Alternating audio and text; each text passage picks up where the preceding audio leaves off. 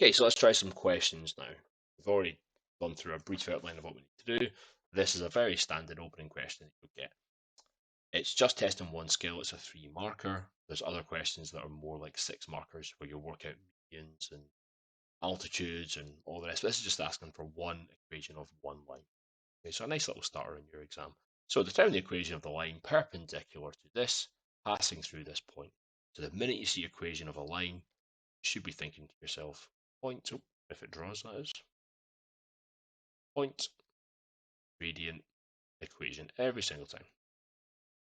So your equation of the line is y take away b mx minus a. I would keep writing that as you go just to remind you. Well, in fact, no, you always need to write that. I don't always, but I would write that, especially when you're practicing. And for the gradient, y2 take away y1, x2 take away x1 again, just to remind you. And we know that we've got the point -1 and 6. So that's when you use this. The next bit of information I know is that the line is perpendicular to this line. So this is a question where instead of using 2 points to generate the gradient, we're going to have to calculate the gradient from here and then use 1 point and the gradient to work out the equation. I would actually start by saying, okay, 5x plus 2y is equal to 7. Big mistake here would be to say, okay, the gradient's 5 because that's the number in front of x. But the gradient is only the number in front of x when it's in the form y mx plus c. So I have to put this into that form. So the first thing I'll do is I'll take away 5x. I'll take away 5x from both sides. I'll say that 2y negative 5x plus 7. And then I'll divide both sides by 2. Give me negative 5 over 2x plus 7 over 2.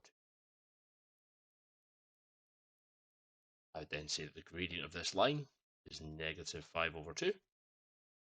Therefore, my perpendicular gradient is going to be positive 2 over 5. So we flip it and change the sign to get our perpendicular gradient. If it said parallel, I would have just used this. I would have said gradient is this as the lines have equal gradients or something like that. Again, don't be afraid to write down in English what you're thinking as well. You know, you could elaborate on this. You could say as m1 times m2 is equal to -1 for perpendicular lines. And I'm just going to say that this is A and B, just to remind me. And then now we substitute in. So y take away 6 is equal to m, which is positive 2/5. X take away -1, which is a +1. When you've got a fraction here, the next best thing to do is to multiply through by that fraction. Make sure you do it to every term, and that gets rid of it here. I'll then multiply my bracket out, so 5y is equal to 2x plus 2. Then finally, I'm just going to add 30 on both sides for 32. If it had asked for a certain form, you'd have to rearrange it into the form they're asking, but if not, this is a nice tidy way. You could divide through by 5 as well if you want at the end, that's okay. But watch to see if it asks you which form to put in. So, EGE, get your point down. In this case, we're rearranging to work out the gradient. So, a bit of a national 5 skill, really. Question 2. They've given us a triangle, which is very good. Work out the equation of this median. These two lines here mean that these are of equal length. The median cuts at the midpoint of E and Q. So again, point gradient equation. I'm going to write down R, which is 3, 6. R up here. And I'm going to put in the midpoint, which I'll have to work out. So to work out the midpoint, we simply just add together our x values and then divide them by 2. So 4 add -2 is 2, divided by 2 for 1. And I'm going to add together my y values. 4 and 0 is 4, divided by 2 is 2. What we should find is there's a nice little pattern. We're seeing that 4 goes to 2, so that's take away 2. 2 goes to 0, that's take away 2. So I think I've done that right. That's cool. And then the other pattern, what we got? We've got negative 2 to 1. That's going up by 3. And then from 1 to 4, I'm going up by 3 again. So that's a nice little pattern. 2. So I'm pretty sure I've worked out the midpoint correctly. So I'm just going to write that in now. The midpoint is 1, 2. And these are the 2 points I'm going to use. Very easy to use one of the other points accidentally, so get them written down. My gradient, I will do this as my 2's and this is my 1, so it'll be 6 take away 2 divided by 3 take away 1. It's going to be 4 over 2, which is 2. To work out the equation of the line, it will be y take away b, and just substitute in. At this point, I'm just going to write down a and b just to remind me. So y take away 2 is equal to 2 x take away 1. Y take away 2 is 2x take away 2. So that's just 2x if I add 2 to both sides. Fantastic. Slightly different.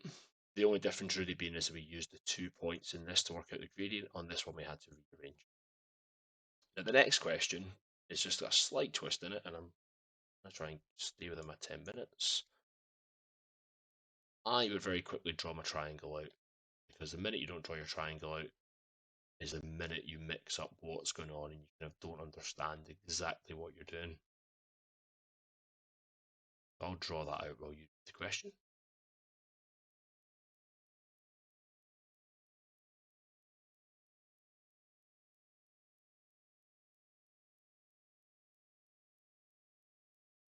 So the equation of the median through C. So the median through C is going to do something like this.